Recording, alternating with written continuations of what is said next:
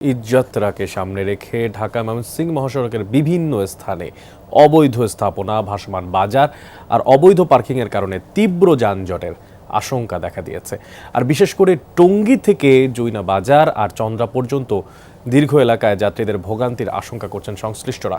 ঈদযাত্রা স্বস্তিদায়ক করতে প্রয়োজনীয় ব্যবস্থা নেওয়া হবে বলেও আশ্বাস দিয়েছে প্রশাসন।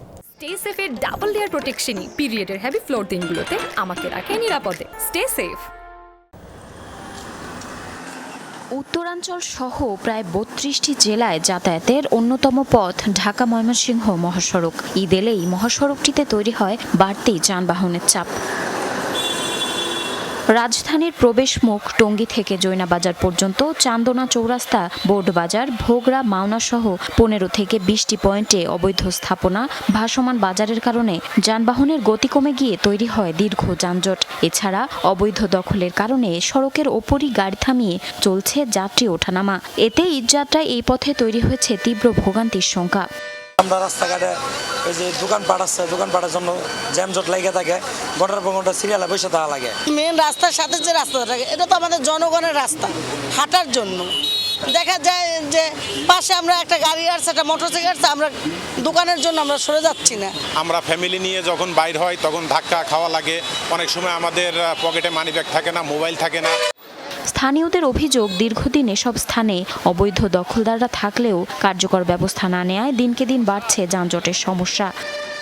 আইনত ব্যবস্থা নিতে পারতেছে না, কারণ ওরা যদি মনে করে নেওয়া করতে পারে তাহলে ফুটপাতের দোকানগুলো যদি তুলে দিতে পারে তাহলে মনে করেন আমাদের চলাফেরা ভালো হয়।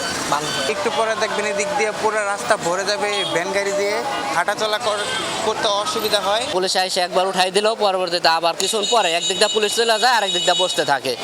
সমস্যার সমাধানে গত কয়েকদিন ধরে ঢাকা ময়মনসিংহ মহাসড়কে অবৈধ পার্কিং ও দখল উচ্ছেদে তদারকি করছেন সংসদ সদস্যরা।